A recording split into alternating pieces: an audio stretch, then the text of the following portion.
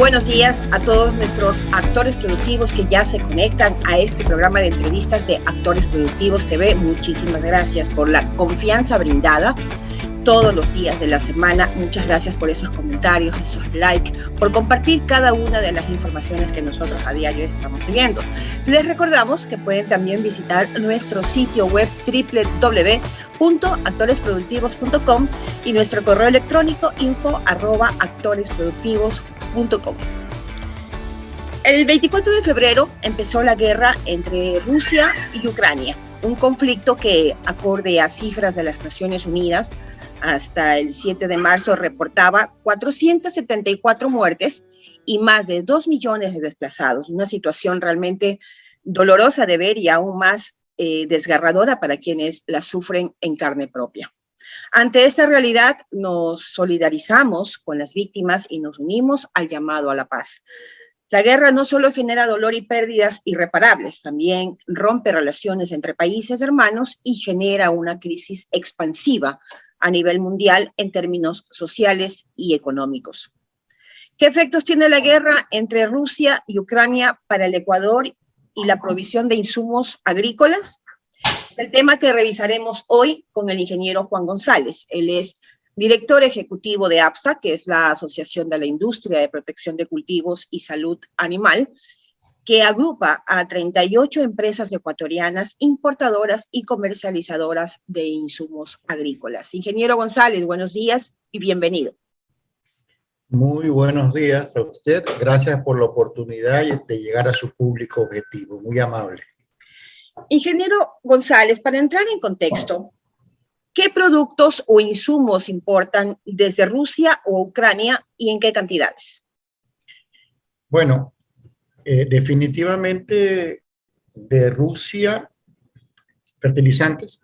Y para tener una idea clara y entrar en contexto, Rusia representa casi el 40% de la provisión de este tipo de insumos a nivel mundial.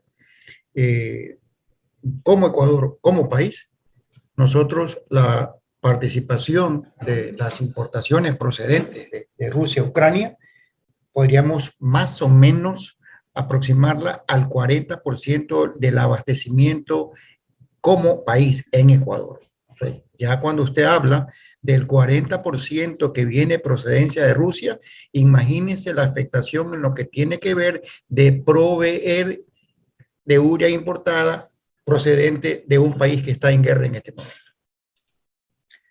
El conflicto bélico entre Rusia y Ucrania, ¿cómo impactará en el suministro y costo de los fertilizantes de ingeniero? Y además, mi pregunta es si esto afectaría también al costo de los alimentos. Bueno, yo le agradezco su pregunta porque yo creo que este conflicto bélico va a permitir a nosotros ponernos a analizar en verdad cómo se afecta la producción de alimentos en Ecuador por estos temas que a veces piensa el agricultor que no tiene nada que ver el conflicto allá en otro lado del mundo en cuanto a lo que se refiere a su trabajo como productor de alimentos. Entonces, si hablamos de la afectación en los costos de importación, lo primero que tenemos que analizar es el precio del producto afuera, en este caso la urea. La urea se ha disparado considerablemente y a lo menos en los 12 primeros días del conflicto, creo que estamos ya en el 16, hoy conversando con usted, pero a los 12 días que hicimos la medición, el impacto para la urea ya estaba en 25%, es decir, su precio subió 25%. Recuerde usted que nosotros ya veníamos anticipando una alza de precios de insumos, por lo que ya sucedió más o menos al finalizar en el 2001, que se lo conoció como la crisis de los contenedores, que se lo analizó con la logística en puerto y que simple y llanamente era nada más activación por post-COVID. Esa reactivación post-COVID que complicó toda la logística de la importación a nivel mundial, eso pasó y llevó a una urea casi a duplicar su precio a nivel internacional. Por lo tanto, estábamos hablando en Ecuador, cerremos en cifras casi cerradas, digamos. O sea, la URI estaba en $20. No hablemos si era 18.50, 19, $20.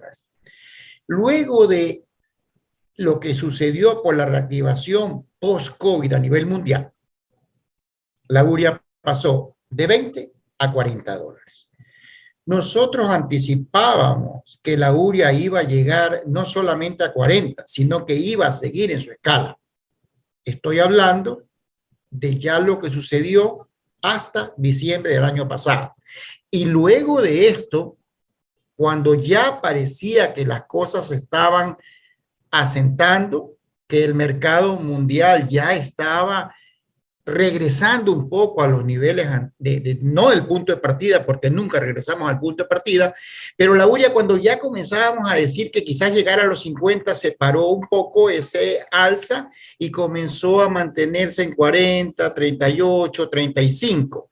Cuando la urea estaba ya en 38, $35, viene el conflicto y otra vez la pone en 50.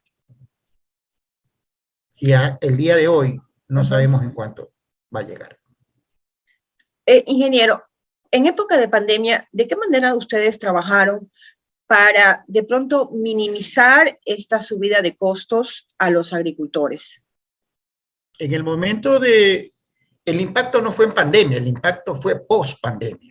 En la pandemia no hubo inconvenientes en cuanto a suministro ni nada. El agricultor no paró, y si el agricultor no paró, nosotros menos. Nosotros seguimos produciendo, seguimos entregando, seguimos dándole el insumo al agricultor, porque eso también tenemos que tomar en cuenta.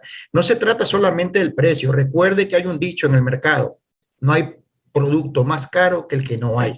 Deberíamos de estar preocupándonos ya por esa parte. Si el 40% de la urea que venía procedente o de fertilizantes en total desde Rusia, y si se mantiene el conflicto, ¿de dónde vamos a sacar ese abastecimiento de fertilizantes a nuestro sector productor de alimentos? Es algo que nos debe estar preocupando a todos, porque estamos hablando de alimentos. Esto no es que el importador de urea va a perder uno que otro dólar. Pensemos más en cómo le afecta esa subida de precio a los costos de producción de arroz, de maíz, de papa, banano, flores, todo lo que usted quiera hablar. Con muchísimo gusto estamos a la orden para analizarlo. Pero yo escucho en los medios, sí, hay una preocupación porque los fertilizantes se fueron por los cielos, entonces los costos de producción también van a ir. ¿Y qué va a pasar en el mercado internacional? ¿Y qué va a pasar en el nacional? ¿Alguien se está preguntando qué va a pasar con las personas que están perdiendo sus ingresos? ¿Alguien está pensando en el desempleo? No se trata solamente de que nosotros como importadores de insumos se nos está encareciendo el producto afuera. ¿Cómo mantenemos el abastecimiento acá? No se trata solo de eso. Y aquellas personas que van a perder sus empleos porque el mercado en Rusia se está perdiendo, porque no se puede venderle a Rusia, porque no se le puede vender a Ucrania, y entonces toda esa producción que ya no tiene cabida en estos países, ¿qué va a pasar? ¿Vamos a dejar de producir en Ecuador? Ok, entonces nos tocará producir el 40% menos en banano. Solo por coger un ejemplo, una cadena productiva que está clarísima en sus cifras y que ya los integrantes de la cadena lo han mencionado, tanto productores como agroexportadores. Así que esas cifras las conoce todo el mundo. Esa afectación del 40% para el banano significa pérdida de empleo. ¿Qué vamos a hacer? Porque todos sabemos qué sucede cuando la gente se le pierde el empleo. Entonces, ¿cuál es la alternativa? Debería de preocuparse el país de qué vamos a hacer para enfrentar esta crisis, producto de la guerra, ¿no? Puntual. Ingeniero, hay algo que usted mencionó y que es muy importante: abastecimiento. El año pasado ustedes aseguraron abastecimiento para el ciclo de invierno 2022. Mi pregunta es, con este tema de la guerra, ¿ustedes podrían asegurar abastecimiento para el siguiente ciclo productivo? Es un poco difícil. Eso es como que usted me está pidiendo que yo tenga una bolita de cristal para saber lo que va a suceder. En realidad, todo depende del tiempo que dure la guerra. Hasta el día de hoy le puedo garantizar que el mercado está abastecido para el día de hoy. Y quizás estamos hablando de marzo, abril. Pero recuerde usted, no estamos hablando de una urea que estaba presupuestada su importación, que ya estaba proyectada, que incluso ya se había pactado en ciertos casos los precios para poder importar. No hay urea. Perdimos ese 40% de fertilizantes procedentes de Rusia y Ucrania. Perdimos el puerto para poder exportar. Y no solamente eso, la posibilidad de que urea ya de Rusia, como Rusia no va a sacar, entonces no va a exportar. Eso de ahí no me permite decirle a usted, porque usted me está hablando de la próxima siembra. No me está hablando de este fin de mes, sino de la próxima siembra. Lo que sí le puedo decir es que las empresas proveedoras de insumos están buscando crédito para poder garantizar el abastecimiento en el mercado nacional. Pero no es lo mismo cuando usted está invirtiendo X dinero y cuando un conflicto bélico a nivel internacional, el producto le sube ya a 2X, es decir, es el doble de inversión. Ese esfuerzo es lo que nosotros dijimos, lo vamos a hacer, nos comprometemos a hacerlo, pero hablábamos de la post-pandemia, hablábamos ya del pasado, hoy es el pasado, pero adicional a eso, siguió subiendo y encareciéndose, o sea, ahora hay que sacar otra vez crédito para comprar un producto que quiero dejarlo claro, no hay crédito a nivel internacional en este momento para fertilizantes, y ¿sabe qué? Ni siquiera es pago de contado, es pague antes, porque se escaseó precisamente por lo que estamos hablando. El mundo tiene problemas en abastecer de insumos agrícolas. Por lo tanto, las empresas que están en este negocio tienen que hacer un esfuerzo adicional para poder mantener el stock que necesita el agricultor para poder producir alimentos. Yo he insistido mucho en los últimos años, no nos mire como proveedor de insumos, mírenos como parte de la cadena que produce alimentos en Ecuador. Eso somos en verdad. Ingeniero, ¿y tienen alguna propuesta como sector para tratar de minimizar estos impactos en el sector productivo? La respuesta a esa pregunta, yo se la puedo a usted dividir en partes, porque no solamente, no es solo qué tiene que hacer el sector, porque no estamos solos, porque somos algunos actores en el tema. Entonces, definitivamente, algo tendrá que hacer el productor, algo tendrá que hacer el proveedor de insumos, ahí estamos nosotros. ¿Qué tiene que hacer en realidad la agroindustria? ¿Ya? ¿Y qué puede hacer el Estado? No sé cuál de las cosas quiere tratar primero, pero, por ejemplo, productores. El productor agrícola, olvidémonos si es banano, si es maíz, si es papa, si es arroz. Tiene que preocuparse. Optimización del uso de insumos importados. Es algo caro ya. Y tiene que optimizar su uso. Uso de técnica agroecológica para el manejo del cultivo. Hay que ser mucho más técnico ahora, porque es mucho más caro producir el alimento. Y como productores, compras asociativas de insumos para que logren precios de mayoristas. Compras al por mayor, bajan el precio de compra e indiscutiblemente pueden paliar un poco ese impacto. ¿Qué pueden hacer los proveedores de insumos? Compras anticipadas de insumos antes que los precios suban más. Eso estamos haciendo. Nuevas formulaciones de fertilizantes más económicos. Eso ya lo hicimos. Ya registramos productos y ya estamos llegando en el mercado. Paquetes tecnológicos completos a precios con descuentos para compras al contado.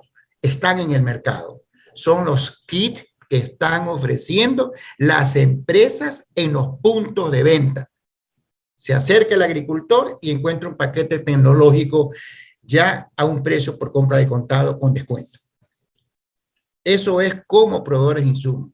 La agroindustria tiene que comenzar a verse el productor con alianzas estratégicas, el comprador y el productor de campo, el intermediario y el productor de campo, el que compra la cosecha.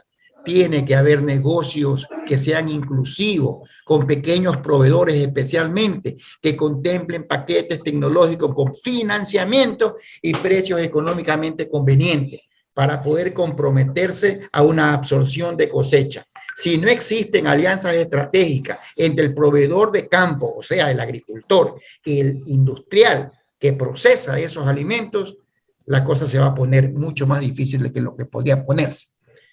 Y siguiendo en la línea de su pregunta, siguiendo en esa misma línea, ¿qué puede hacer el Estado? Capacitar a los productores, darles una mayor capacitación. Autorización expedita de mezclas de fertilizantes en compras de oportunidad. Hay un proceso de registro de mezclas que el Estado tiene que autorizarlo, que nos apoye para poder lograrlo y agilizar ese proceso.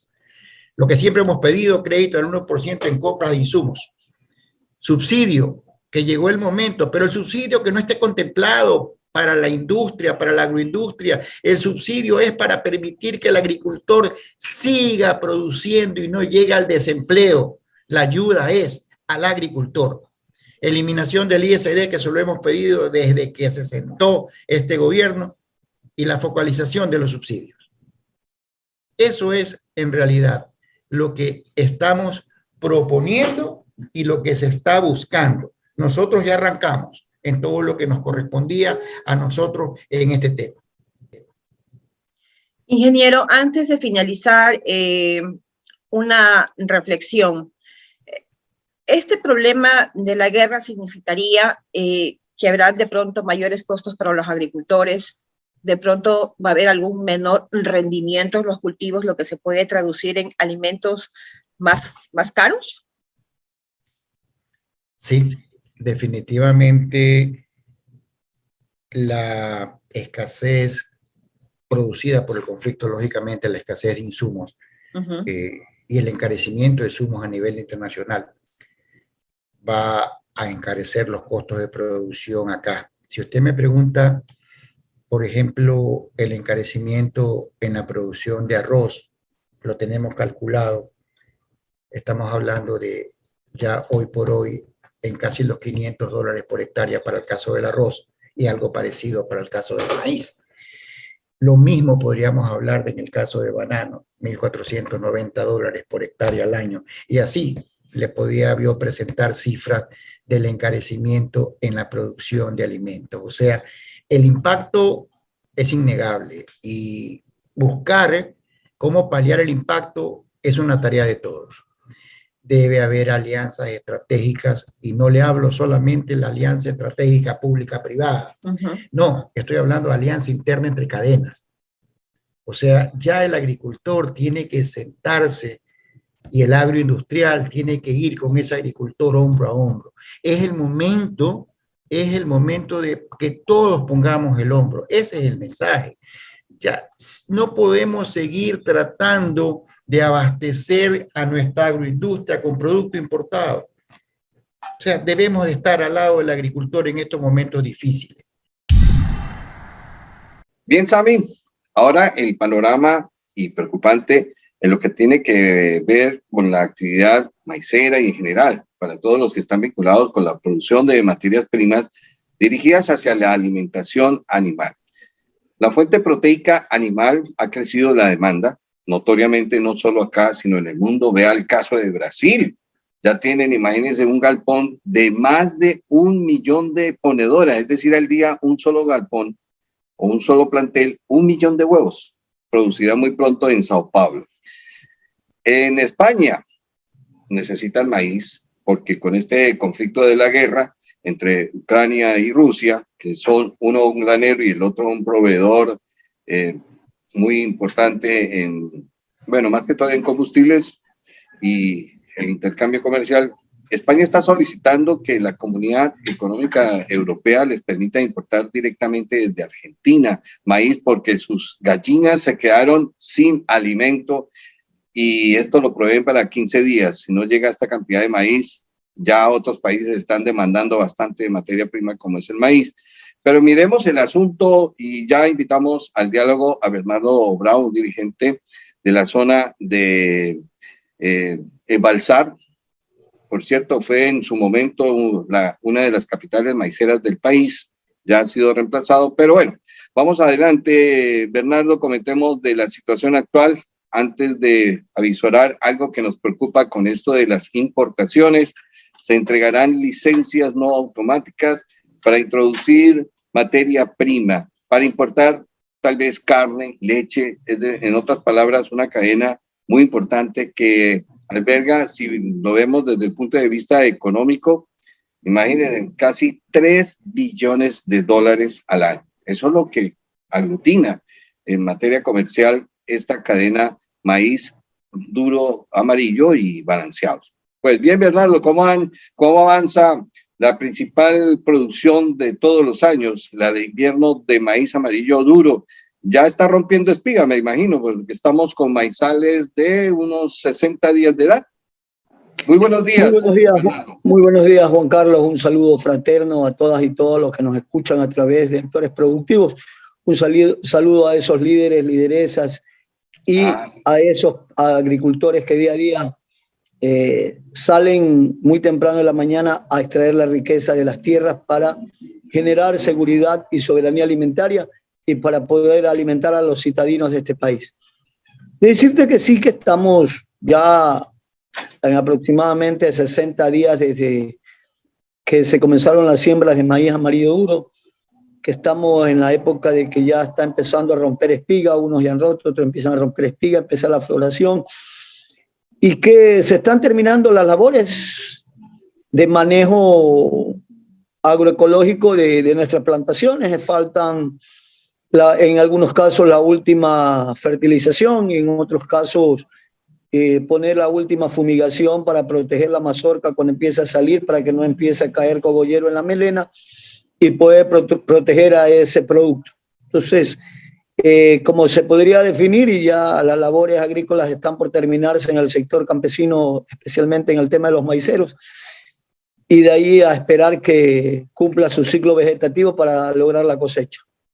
Bueno, sabemos que hay problemitas ya de algunos patógenos, principalmente la mancha de asfalto. En la zona, hablemos de una nueva área que ha sido sustituida la palma aceitera por maíz amarillo duro, Quinindé. Gracias, Bernardo. Sí. También se habla de no solo mancha de asfalto, sino también de otra que ahí sí yo le tengo mucho miedo, de este gusanito que penetra, perfora el tallo y va hacia arriba y puede llegar hasta la mazorca, diatrea. Hay que tener, y Actores Productivos hará hincapié en esto, ilustrando a los agricultores, porque hay que prevenir y controlar adecuadamente. Bueno, decirte que en nuestros sectores este año ha sido un año diferente. Hemos tenido lluvias pausadas que ha permitido tener una muy buena desarrollo fenológico de la planta. No hemos tenido ataque indiscriminado de plagas, ni siquiera el cogollero que a veces fumigamos 3-4 veces para controlar ha habido casi.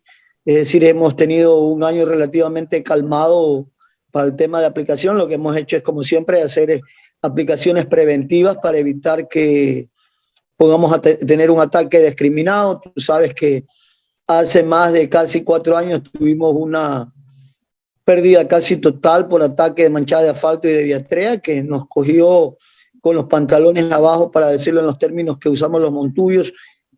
Había más de 30 años que no había habido ataque indiscriminado de esta plaga de la diatrea en el Ecuador, y nos ha costado mucho en las zonas maiceras podernos recuperar de ese ataque indiscriminado que destruyó plantaciones enteras. Lamentable que en una zona que no tiene historial de maiceros, que han tenido que hacer conversión de cultivo por el daño de PC en la palma africana, hayan ido hacia la siembra de maíz deben tener algunas plagas y algunos contaminantes que todavía no se han ido del medio ambiente. Bien, el aprovisionamiento de esta materia prima está muy vinculada con lo que hacen nuestras industrias. Repetimos que esto es una cadena. Ustedes, que son el eslabón de la producción de la fuente proveedora de la materia prima, y los industriales que utilizan este maíz amarillo duro para la elaboración de alimento para animales. Pues bien, esa cadena tiene que valerse de información, por eso los consejos consultivos. Desde una década atrás se establecían las reglas del juego, porque el gobierno nacional, y en este caso a través de la Subsecretaría de Comercialización Agropecuaria del Ministerio de Agricultura, define qué tenemos que importar o no de maíz amarillo duro por si hay una producción buena o mala. Igualmente, queremos decir que si esto no se hace con un cuidado y sobre todo con estudios, con datos concretos, porque esto no es nada político, puede verse en un momento dado que Bernardo Bravo o cualquier agricultor pequeño puede hallarse en competencia desleal con un agricultor americano que tiene incentivos, tiene créditos, subsidios, apoyo estatal. Y por Dios, pues, ¿cómo nos van a poner a competir de esa manera?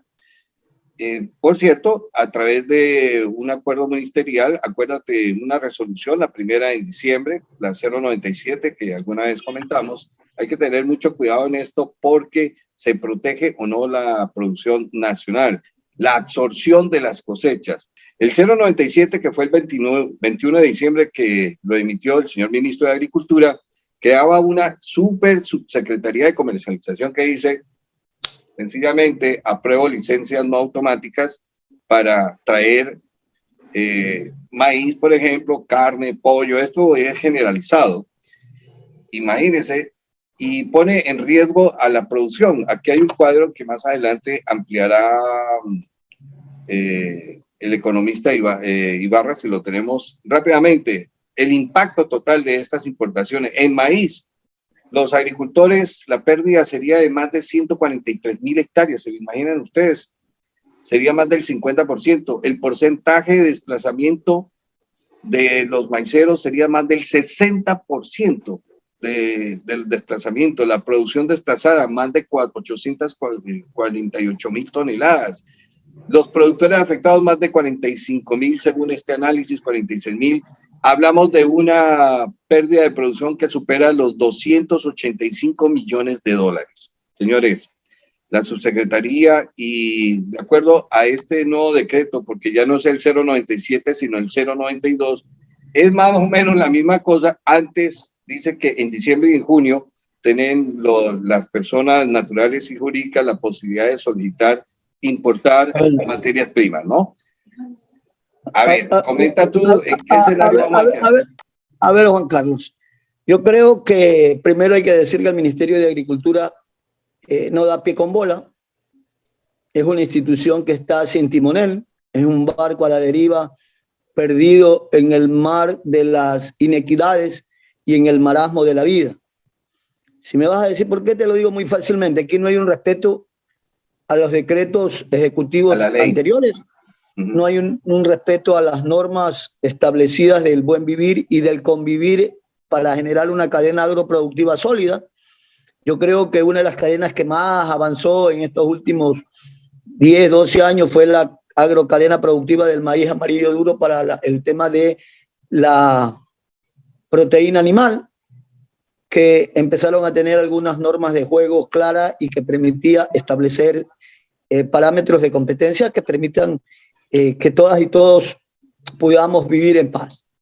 Cuando te digo esto, te lo digo, la norma del 316 establece que deberían fijarse los precios mínimos de sustentación máximo el mes de diciembre. En este año se fijaron en el mes de febrero. Y tú lo sabes porque te llega la información.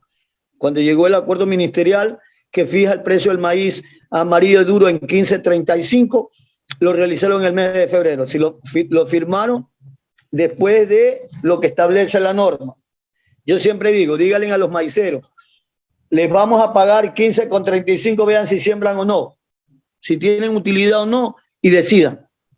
No te pueden decir cuando ya el niño está afuera, busca los pañales. Estamos en desacuerdo porque en el análisis de costos hecho por el Ministerio de Agricultura, no se toman en cuenta algunos rubros, generando un precio de maíz de 15,30. Segundo, se toman precios internacionales en esa época. Te puedo decir hoy día que cuando peleábamos que no se importen 120,000 toneladas de maíz al Ecuador, porque no había ese déficit, se generaron un poco de licencias. Fuera de eso, se permitió importar más. Hoy, muchas de esas licencias, y le puedes preguntar al ministerio, porque ellos tienen que tener en su base de datos, no han sido usadas, no han traído el maíz, no lo han comprado, porque hoy por hoy, el maíz amarillo duro puesto en puerto en Guayaquil cuesta $20. Fuera ese es el momento actual, pero y transportar a la planta. Precisamente, toquemos ese punto. Estas licencias no automáticas pueden causar un daño, porque en estos momentos a favor de los agricultores, pero si consiguen una materia prima mucho más barata, que puede ocurrir de inferior calidad, mayor humedad, como ha ocurrido, en cambio a nosotros nos tiene una tabla mucho más estricta, se convierte en un valor que influye en el mercado y hace caer los precios. Siempre ha influido las importaciones en el mercado, y por eso era nuestra oposición a la importación de 120,000 toneladas que iba a dejar maíz en el país. Y en estos días circuló en redes sociales un letrero puesto en una planta de un intermediario que decía que no iba a recibir maíz hasta después de la segunda semana del mes de mayo, ¿no? Porque la industria no está queriendo comprar maíz porque está lleno en su bodega. Es decir, eso nos lleva a la reflexión que lo que decíamos en el mes de diciembre, desde octubre, pidiendo que no se permita la importación, es lo que iba a ocurrir en este momento. Sí, pero nadie preveyó el problema de la guerra en Ucrania. ¿Sí o no? Que le da un cambio a la geopolítica internacional y le da un cambio al comercio exterior. Hoy hablas de que España está pidiendo la importación de maíz desde Argentina para poder suplir sus necesidades alimenticias para sus animales, porque el maíz que le llegaba de Rusia y de Ucrania no le va a llegar. Entonces se trastocó el escenario político comercial del mundo, y hoy los que tenían las licencias no importan, porque ya el maíz cuesta $20 puesto en puerto, sin desaduanizar, sin nacionalizar y sin transporte a planta. Entonces el juego cambió.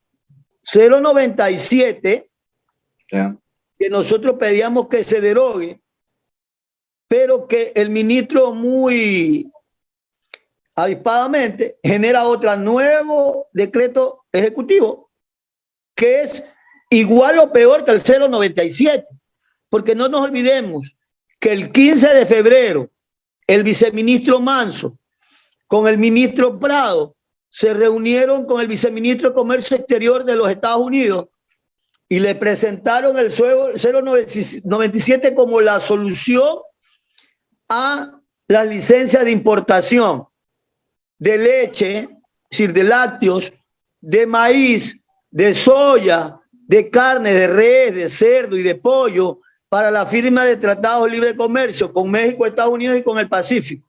En plena cosecha, en junio, que la cosecha de maíz empieza a salir en mayo, hablemos de que la cosecha, la etapa fenológica del maíz son 120 días. Comenzaste en enero, tú a finales de mayo cumple 120 días, significa que a partir de junio empiezas a importar, a cosechar, ¿no? Y en ese te abren una ventana y la industria puede decir en el mes de junio que está plena cosecha de maíz, quiero importar maíz, la ventana está abierta. Y estando abierta la ventana en ese mes, ¿qué va a ocurrir? Porque tú con 120 días estás cosechando maíz con 30-32% de humedad. Para poder cosechar maíces con 17-18% de humedad, tienes que esperar a finales de julio, agosto. ¿Ya? Bernardo, lo que tú dices es muy cierto. Lo que estamos tratando aquí son las normas del juego, las pautas del nuevo juego con estos acuerdos ministeriales. La pregunta es, ¿protege o no la producción nacional? Desde luego no podemos decirlo, no. es muy ambiguo. No protege la producción nacional porque en ningún momento el acuerdo dice que se podrán entregar licencias después de que se haya consumido lo nuestro. Exactamente, porque expresamente el acuerdo que tú mencionas, que permitió a través de un plan de competitividad convertirnos casi en autosuficientes de la materia prima, el actual resolución 022 que se firmó el 7 de marzo dice textualmente: ahora los consejos consultivos de las distintas cadenas productivas podrán sugerir acciones de política pública. Sugerir, antes era obligatorio, o cumple con el programa de absorción de cosechas e importaciones para que no vaya a competir la importación con la salida de la cosecha.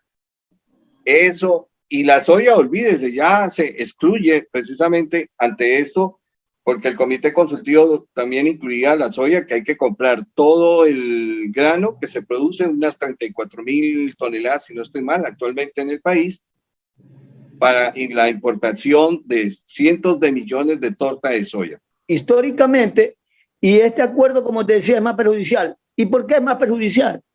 Porque dice que se sujetarán a las normas y a las reglas de juego de la Organización Mundial del Comercio. La Organización Mundial del Comercio está en contra de las restricciones en las licencias de importación. ¿Sí me entiendes? Sí, sí. Es decir, aquí no puedes poner en un momento dado alguna restricción porque la OMC, que la están poniendo taxativamente en este decreto, no está de acuerdo pues en que se pongan normas de restricción para la importación de productos de los países vecinos o que se han firmado tratados de libre comercio. Cuando a los ecuatorianos sí nos ponen trabas. Vamos, en el Ecuador es prohibido exportar maíz. Y eso no lo han derogado. Dice no que el Ecuador, es decir, si alguien nos viene a comprar, no si en estos momentos de España nos ofrece una oferta para el maíz. No puede comprar el Ecuador, no puede exportar maíz porque el maíz está hecho, no puede vender, porque el maíz está hecho para cubrir la demanda nacional y como no hay excedente, según los vivarachos, uno no puede exportar. Presentación de actores productivos, desde luego preocupados, muy preocupados porque si importamos sin el mayor cuidado el sector agropecuario, y como Alex Ibarra, a quien invitamos inmediatamente al economista para que haga un análisis de qué efecto tendrá, si protege o no estas resoluciones de licencias no automáticas, que en estos momentos la única que tiene el poderío, digamos, de decir qué se importa o no se importa, qué se admite y en qué cantidades, cuándo llega o no llega, es la Subsecretaría de Comercialización Agropecuaria del Ministerio de Agricultura. Será el quien comente, ¿no?, entre una y otra, y lo que se ha hecho anteriormente. Antes de oírte, Alex, muy buenos días. Qué gusto tenerte este domingo. Buenos días, Juan. Como siempre, sobre todo nutriéndonos de tus muy buenas informaciones. Usted ya hizo la vez anterior un esquema, ¿no?, de la sensibilidad de cuánto está en juego. Y hemos dicho que en solo la cadena maíz, leche, cárnicos, entre ellos principalmente aves y cerdos, está en juego casi 3 billones de dólares. Eso es lo que genera el movimiento en masa monetaria y este ámbito de la producción agropecuaria. Estamos muy preocupados, Alex, porque economías como la de los Estados Unidos, mira, la inflación anual de Estados Unidos subió al 7.9% en febrero, el mayor salto en 40 años. Ustedes dirán, ¿qué tiene que ver Estados Unidos con esto? Alex, de lo que venimos hablando y el oír que los productos están sobre todo incidiendo en el alto costo de vida de los norteamericanos, ¿qué efecto tiene y qué tiene que ver esto directamente con las licencias no automáticas que podrían aplicarse de ahora en adelante? Gracias por atendernos. Gracias. Bueno, algo inédito en los Estados Unidos, una inflación que no se ha dado desde la Gran Depresión de los años 30. Entonces, estamos viviendo ahora una guerra entre Rusia y Ucrania. Hay que recordar que Ucrania es el segundo o tercer país exportador de gramínea. Rusia es el primero en energéticos, entre ellos petróleo, gas, entre otros. Se vienen tiempos duros. Los dos países que están teniendo una guerra en este momento son fundamentales para la parte energética, el uno para la proteína animal y el otro pues para la energía. En sí saben cómo son los inviernos en Europa del este y el oeste, y este invierno ha sido bastante crudo. Vemos que esa inflación es debido a los bloqueos que ha hecho Estados Unidos. Vemos ahora geopolíticamente cómo hay un acercamiento inédito de Estados Unidos hacia Venezuela, donde han ido altos funcionarios a Venezuela. Y vemos que el mundo, el giro geopolítico está cambiando drásticamente. Nosotros no somos ajenos a todo eso que está sucediendo, principalmente si hablamos hoy de maíz. El maíz, las bolsas de valores cerraron el día jueves y el viernes cerraron a 4.50, 4.60 la tonelada. Sí, cualquiera que haya tenido permisos de importación de maíz en este momento ya no le sirve. No le sirve si es que mira la hora, el aquí y ahora, pero probablemente esto siga subiendo. Y cómo tener una bola de cristal para saber hasta cuánto va a subir. Eso por hablar del maíz. Veamos fertilizantes, específicamente el nitrógeno, la urea, cerró a 750, 780. Mucho más preocupante para lo que está sucediendo entonces con estos productos, por nombrar dos, ¿no? Y no hacer más extensivo el análisis. Pero el impacto psicológico, digamos, comercial en el mercado interno, es que estas licencias de importación eran motivo, mire, no le podemos pagar a los maiceros nacionales este precio y hay que importar porque nos sale más barato, como que el efecto boomerang, ahora comprémosle todo porque la materia prima nacional va a ser más barata. Y dime algo adicional, si es cierto que, por ejemplo, Ecuador no puede exportar maíz, puede importar maíz amarillo duro, pero no se puede exportar, ¿eso es cierto, como nos decía Bernardo Bravo hace unos instantes? Mira, te voy a dar un caso de un ex subsecretario que cuando yo estaba en el puesto y luego él ingresó, me decía que él tenía la potestad y podía exportar hacia Colombia 60.000 toneladas de maíz. Y yo le comentaba que nosotros somos deficitarios en maíz, que eso es prácticamente que imposible. Y él me decía que tenía todo armado con el hermano país de Colombia para poderlo hacer. Y que solo bastaba por ponerse de acuerdo con el medio de transporte, que él se iba a poner de acuerdo con la Federación de Transportistas de Colombia para que el transporte de Ecuador pase hasta el otro país. Cosa inédita que no sucede. Le comentaba esto y me decía, no, que él tenía todo armado. Principalmente nosotros podemos exportar maíz, pero obviamente no somos competitivos, ¿no? Solo que el hermano país, Colombia, Perú, algunos que podríamos hacer comercio, obviamente, tengan unos precios muy, muy altos y aparte de la logística se puede armar para poderlo hacer. De ahí el resto, pues obviamente es simplemente, como yo siempre digo, no se puede vender humo, hay que pisar realidades y eso se puede hacer siempre y cuando seamos competitivos y aparte de ser competitivos, la parte de logística. Entonces, teníamos este acuerdo ministerial 097, en el cual, en resumen,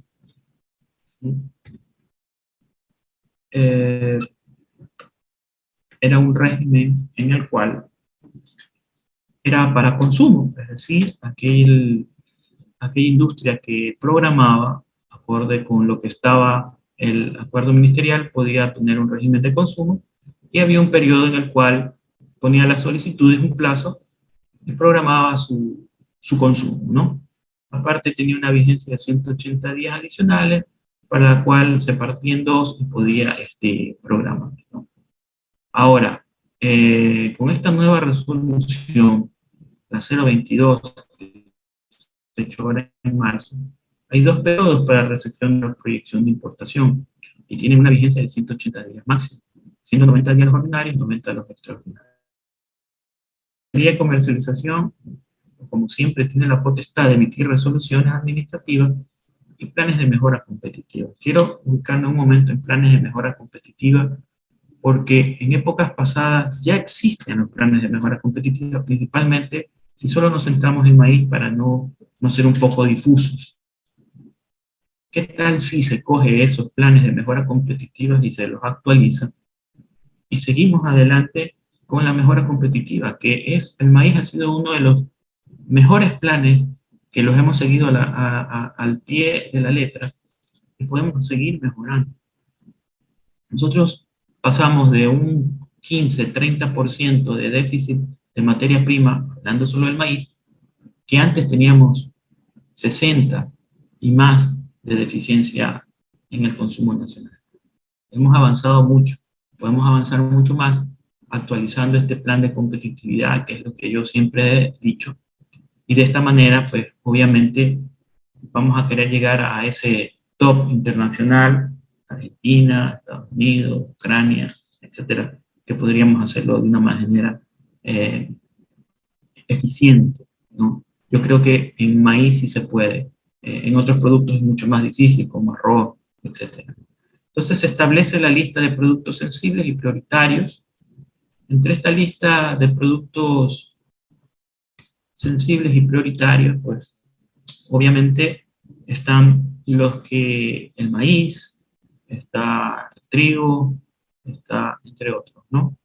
Quiero que vean esta diapositiva en la resolución 316, que era hace muchos años, la denominada URTF, Unidad de Registro y Transferencia con Facturas, ¿no? Para que se puedan ir registrando, para poder ver la absorción, lo que era antes. Primero se absorbía para poder otorgarte licencias de importación al déficit que tú tienes de materia prima.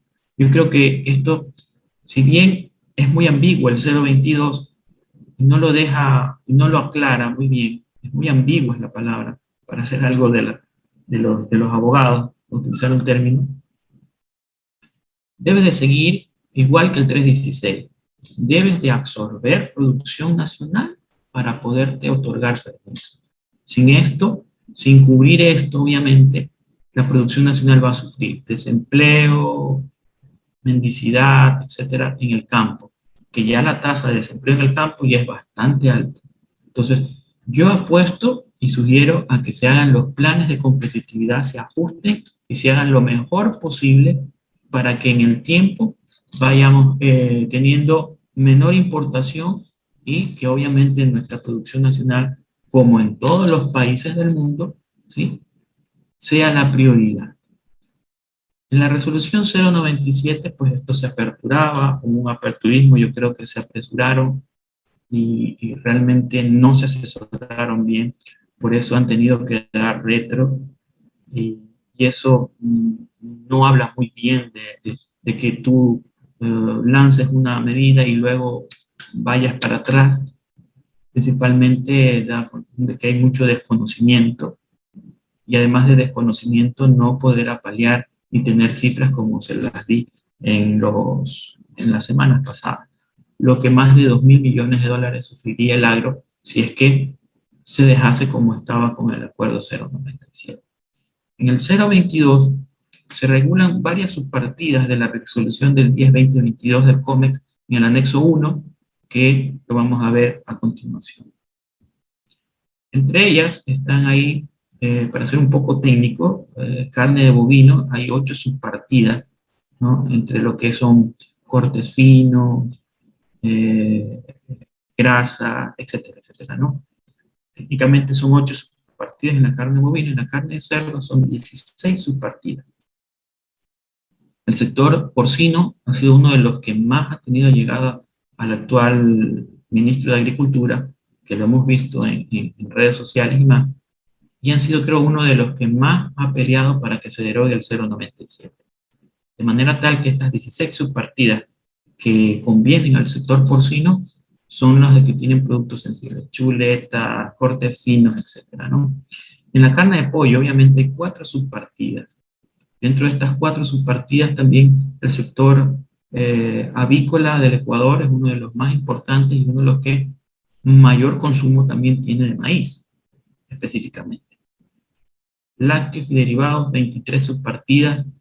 Lácteos vemos que tiene un problema sumamente complicado desde la pandemia.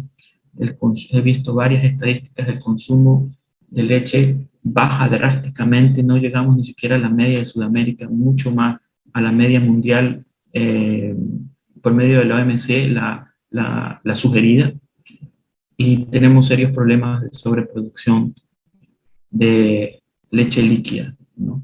Y sin avisoramientos de tecnología para poder exportar leche líquida o leche en polvo u otros derivados, simplemente el sector lo que va a comenzar es a lo que está sucediendo en arroz, es que no se está sembrando arroz, y acá va a comenzar a disminuirse el hato ganadero en Ecuador, ¿no?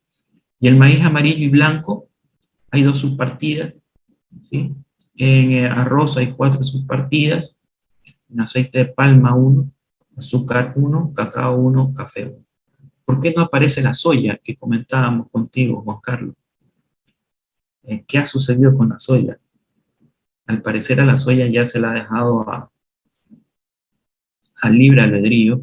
Recordemos que la pasta de soya es uno de los componentes principales para el balanceado y se la ha dejado. En Ecuador hay un caso importante por el tema de arroz, sobreproducción de arroz. Mucha gente adaptaron muchas hectáreas en el verano del año pasado a hacer un poco de soya. Y aumentó algo la producción, el número de hectáreas que regularmente casi son las mismas y son los mismos soyeros que los conocemos a lo largo y ancho del país. Entonces, al no poner la soya, pues obviamente esa reconversión que se está dando obligada prácticamente porque otros cultivos no dan la rentabilidad, lo han dejado a libre albedrío. Eso es en cuanto a los productos sensibles. He enumerado algunos, no están todos, obviamente, por en honor al tiempo, pero es sumamente importante eso, Juan. Sí, Alex, muy interesante. Y sobre la soya, entonces, quedemos claro. Yo no entiendo. Cuando definen el precio mínimo de sustentación, el último, por ejemplo, de maíz, se menciona que los comités consultivos sí tienen participación. Pero ahora, por lo que tú me mencionas de esta resolución, la 022, ya los industriales, principalmente los que están metidos en la actividad avícola, no tendrán que comprar todo el grano de soya porque quedan excluidos, tal como así se estipulaba en los comités consultivos, ¿no? Que primero me absorben la producción nacional y después si hablemos de licencias de importación. Cuando se hacen este tipo de programas, proyectos, clúster, etcétera, sin la participación de los actores involucrados, se conlleva esto, al 097 darle retro. En otras palabras, si es algo no socializado, obviamente conlleva a que se derogue, que se llegue a un acuerdo ministerial y se dé retro enseguida. ¿Por qué? Porque los actores, obviamente, cuando ya se desayunan realmente y lo leen bien lo que se viene, pues obviamente ahí vienen los paros y todo esto. Entonces hay que verlo algo muy bien consensuado entre los actores involucrados y los quienes hacen política pública, ¿no? Ya sea agropecuaria, industrial, nombrando estos 2 ministerios. Sería un mal entender, ¿no? El eslogan, más Ecuador en el mundo, y la otra parte, ¿cómo es que definen? Si me ayudas. ¿Cómo es? Más mundo en el Ecuador. Y más mundo en el Ecuador, es decir, vamos a comer de los agricultores extranjeros, más mundo en Ecuador. Y Ecuador en el mundo, ¿cómo? Si estamos acabando con la fuente de producción de materias primas y el trabajo, el empleo, bueno, ni se diga. Y un pueblo desnutrido, ¿cómo puede avanzar? ¿Cómo puede progresar? Bueno, seguiremos en estos análisis y lo hacemos con la idea principal, Alex, desde luego, de decirle no solo al gobierno, no solo a los que nos siguen, sino a ustedes, industriales, los que pertenecen a esta cadena de balanceados maíz amarillo duro, es hora de unirse, que ustedes se integren, porque yo no veo otra solución si no caminan juntos. ¿Qué comentas, Alex? ¿Aló? Alex. Se paralizó. Hola, hola, hola, hola. Alex, ¿me oyes? Alex.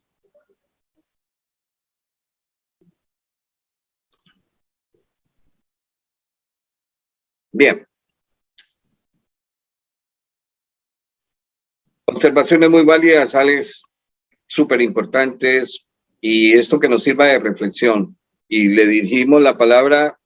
Yo creo que los dos estamos de acuerdo en que el sector privado, en este caso, quienes conforman la cadena maíz amarillo duro y maíz amarillo en general de todos los colores, con los balanceados, con los que producen proteína animal, únanse, consoliden esta cadena y trabajen en conjunto, porque no veo otra salida, Alex. Sí, todos los actores de la cadena obviamente tienen que unirse, no solo la parte de maíz, sino soya. Y de esta manera, pues todos los eslabones, al consolidarse y trabajar todos por un plan productivo, esto va a salir adelante. Si no se unen, obviamente, y se hacen son caníbales entre ellos, esto se va a comenzar a derivar, en el cual tenemos lo que tenemos hasta ahora: baja competitividad, bajos rendimientos, la carne de pollo alta, etcétera, etcétera, ¿no? Esas son las consecuencias, pobreza en el agro, entre otras. Y el origen de toda esta riqueza es la producción agrícola. Existió la producción agrícola antes que las industrias. Meditemos esto. Un agricultor puede cambiar de renglón agrícola, puede cambiarse de maíz a otro producto, pero una industria que tiene sus hilos, toda su maquinaria, les pregunto, ¿está fácil? Bueno, Alex, muchas gracias, y seguiremos con estos reportes económicos que sin duda nos dan una luz muy, muy brillante en medio de esta gran oscuridad que no solo vive el Ecuador, sino el mundo entero.